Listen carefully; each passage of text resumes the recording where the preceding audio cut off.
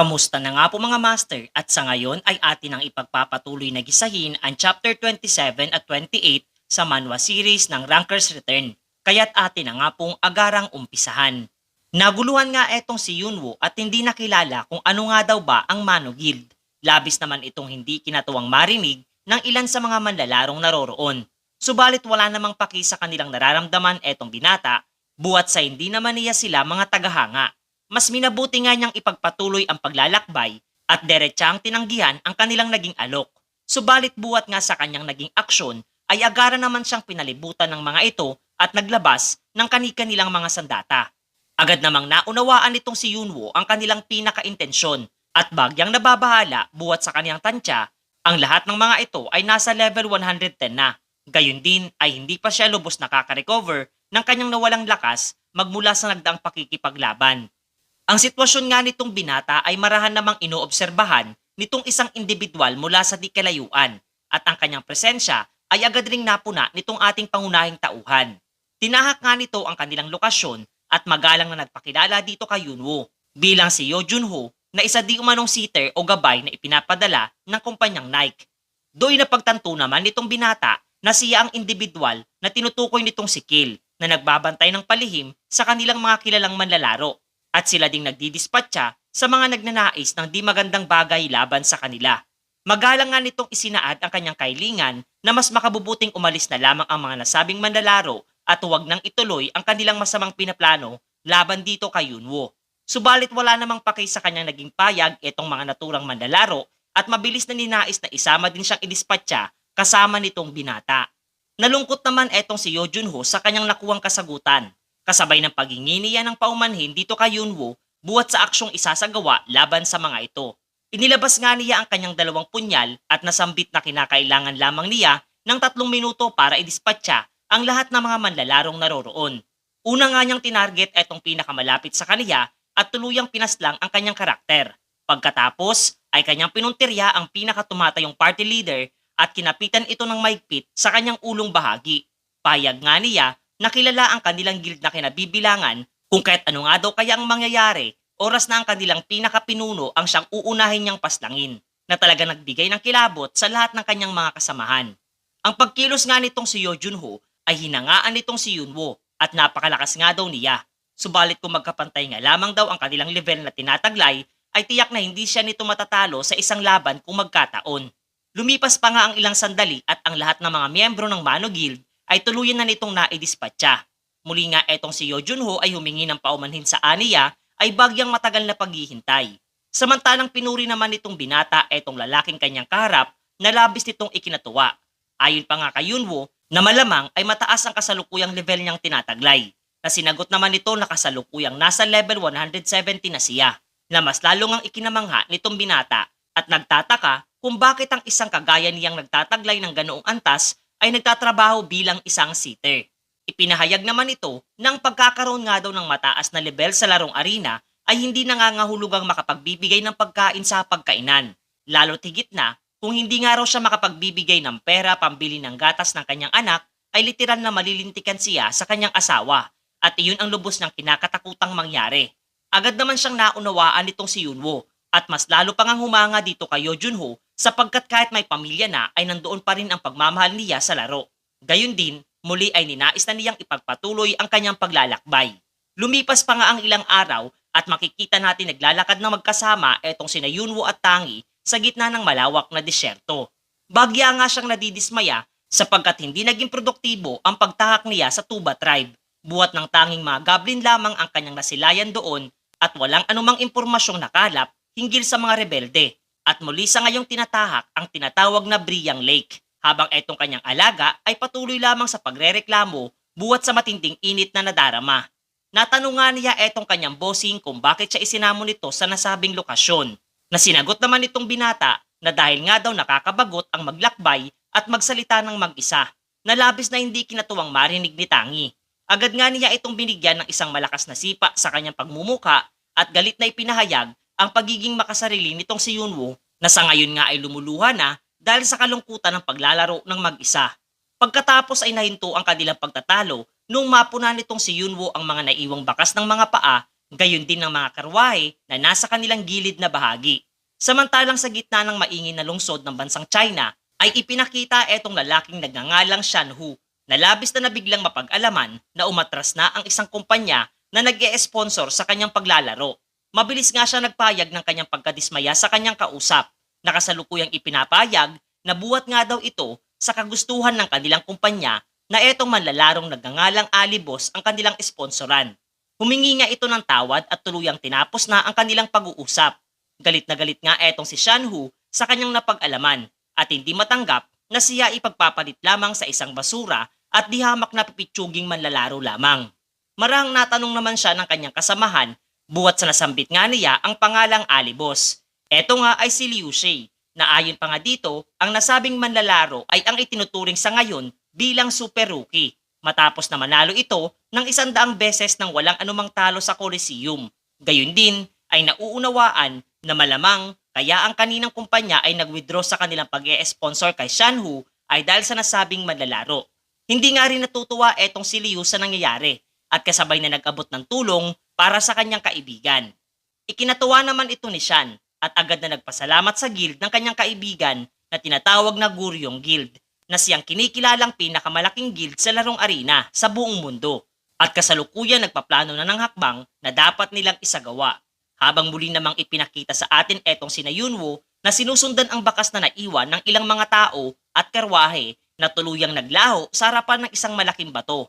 Napaisip nga siya na malamang ay katulad din ito ng cactus sa nakaraan na isang hidden entrance kasabay ng paglalahad ng system na kanila na nga daw natagpuan ang kuta ng mga rebelde at nagtanong sa kanya kung nais nitong pumasok sa loob ng nasabing lugar mga master. Agaran ngang pumasok etong dalawa sa nasabing lihim na lagusan ng base ng mga rebelde at labis na namamangha etong binata buwat sa literal na organisado ang buong paligid na naroroon mula sa mga sandata, potions at iba pa. Hanggang sa bigla na nga lamang silang napahinto ng isang individual mula sa di kalayuan at nagtanong kung sino nga daw ba sila.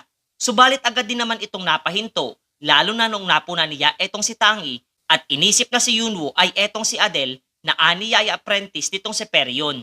Nabigla naman etong binata sa narinig at napagtanto na ang tinutukoy nitong lalaking niyang kaharap ay ang black magician na kanyang napaslang na may alagang oso.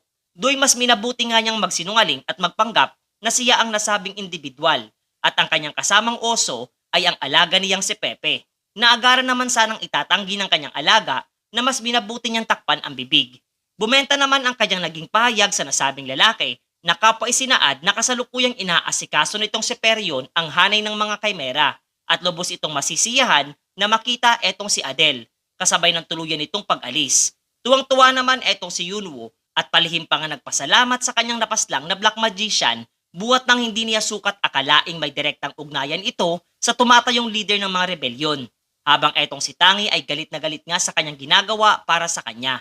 Pagkatapos ay ipinakita nga sa atin ang isang malaking gusali at sa itaas na bahagi nito ay ating masisilayan ang isang individual na wala ngang iba kundi ang mismong tumatayong leader ng rebelyon na nagngangalang Perion. Kasalukuyan nga itong nakikipag-usap sa isa pang individual gamit ang isang bolang kristal na nagbigay ng isang babala para sa kanya hinggil sa posibilidad ng pangingialam ng Holy Kingdom. Kaya't hinangad nga nitong si Perion na mas mapabilis ang progreso ng kanilang planong isasagawa at dapat nang tipunin ang lahat ng mga black magicians na nagkalat sa ilagang bahagi ng imperyo. Dagdag pa nga niya na ang namumuno sa Lipa Castle ay nakipag-alyansa na rin sa kanila at pagkalipas nga raw ng 3 araw magmula sa ngayon ay kanila nang isa sa katuparan ang pagsakop sa naturang kastilyo. Lalo na't ang kabuuang bilang ng mga sundalo nilang undead at chimera ay sapat na para sa isasagawang rebelyon. Ikinatuwa nga iyon ng kanyang kausap habang ipinakita naman sa atin na mayroong isang individual na nakikinig at nag-oobserba sa kaniya mula sa di kalayuan. Ang presensya nga nito ay kaagad namang napuna nitong si Perion na kaagad ginamit ang kanyang mahika at sinubukang alamin kung sino ang pangahas at nagtatago mula sa di kalayuan gamit ang kanyang mga isinamong espiritu. Subalit wala nga ang mga ito nakitang tao sa buong paligid kung kaya't naisip na lamang nito na marahil ay nagkamali lamang siya. Ngunit lingid nga sa kaalaman nitong si Perion ay literal na etong si Yunwo ang lihim na nagmamatsyag sa kaniya at ang kanyang natuklasan ay kinilala nitong system. Masaya nga siya buwat sa kanyang napag-alaman na ang mismong tumatayong Panginoon ng Lipa Castle ang siyang traidor na kanilang hinahanap. Kung kaya't kinakailangan nga daw niyang kumilos na sapagkat mayroon na lamang siyang natitirang 3 araw upang maganda ng plano kontra sa paglusob nitong mga rebelde. Ngunit sa kanyang pagmamadali ay hindi sinasadyang nabunggo niya ang isang individual at kapwa silang dalawa ay bumagsak sa lapag. Agad nga ang pangyayaring ito ay nakuha ang atensyon ng ilang mga gwardyang nagroronda mula sa di kalayuan. Nabahala nga itong binata at iniisip na mukhang nga raw wala na siyang ibang pagpipilian pa, kundi ang lumaban. Habang eto namang kanyang nakabungguan ay kapwa nakilala naman ang espada niyang hawak-hawak sa kasalukuyan. At walang ano-ano ay kanyang hinawakan ang ulo nitong si Yunwo at pinahalik ang pagmumuka sa lapag. Siya na nga mismo ang humingi ng paumanhin sa mga nangyari. Buwat sa aniya ay hindi sinasadyang pagkahulog ng mga sandatang buhat-buhat ng kanyang assistant. Agad naman siyang nakilala ng mga gwardya na isang elf na nasa hanay ng weapon factory. Kung kaya't binaliwala na lamang ng mga ito ang bagyang komosyon at umalis na ng tuluyan. Nasaktan nga at kapwa nagtataka naman etong binata sa kung ano ang pinakarason kung bakit ang isang NPC sa laro ay mas minabuting protektahan ang kanyang tunay na pagkakakilanlan. Nakasalukuyan namang seryosong natanong nito kung papaano niya nakuha ang naturang espada. Inilipat namang muli ang eksena at ipinakita sa atin ang isang gusali at labis niyang namamangha etong elf sapagkat natitiyak niyang itong araw ay isa sa mga sandatang kanyang nilika. Nagtanong naman etong binata kung sila nga daw ba ay lihim na kinidnap ng mga rebelde upang lumikha ng mga sandatang kanilang magagamit sa pag-aalsa laban sa imperyo. Alam nga nitong si Yunwo na isa din itong posibleng quest kaya't agad niyang inilahad na siya ay isang adventurer na kontra sa mga individual na kumidnap sa kanila at kapwa nag-alok ng pagkakataon upang sila'y makatakas sa lugar na iyon. Nagustuhan naman itong matandang elf ang kanyang naging payag na marang kinontra naman ng kanyang anak, buhat sa panganib na maaaring maghintay sa kanila.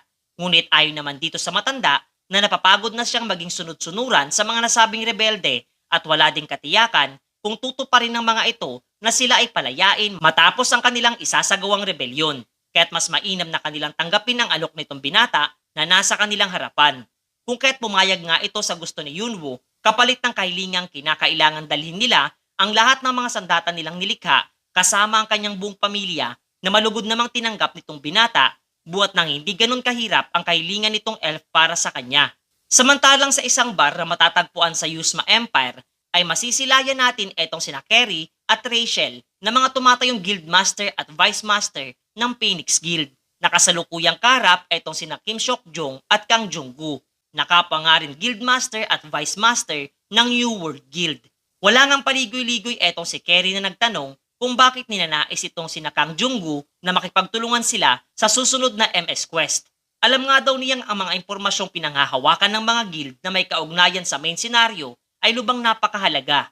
Aminado nga siyang dihamak na malaki ang kalamangan pagdating sa impormasyong pinanghahawakan ng New World Guild kumpara sa kanila.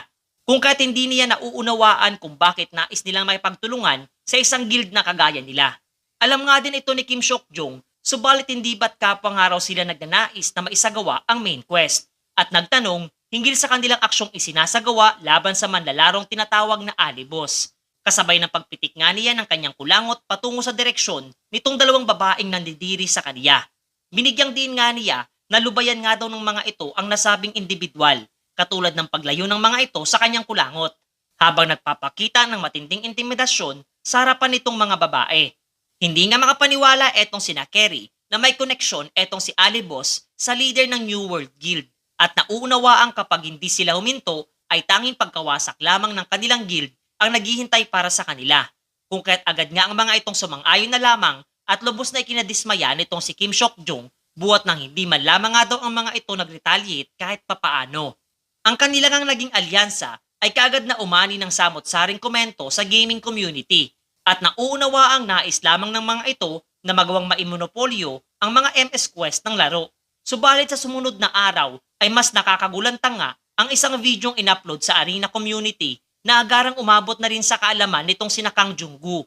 Buhat ng itong araw ay mismong videong likha ni Alibos. Mabilis ngang pinanood ito ni Kim Seok-jong kung saan ay inilalahad nitong si Yunwo ang tungkol sa aniya ay bagyang nakababahalang pagkilos ng mga bigating guild para sa pagsasagawa ng main scenario quest.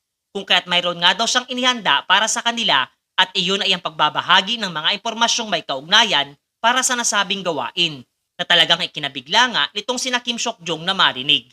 Ayon pa nga sa video na kung nais ng mga itong malaman ang bagay na iyon ay tahakin nga raw nila ang Lipa Castle pagkalipas ng 3 araw magmula sa ngayon. Labis namang hindi makapaniwala etong guildmaster ng New World Guild sa aksyong isinasagawa nitong binata habang patuloy na pinagmamasdan at pinakikinggan ang videong in-upload nitong si Yunwo mga master.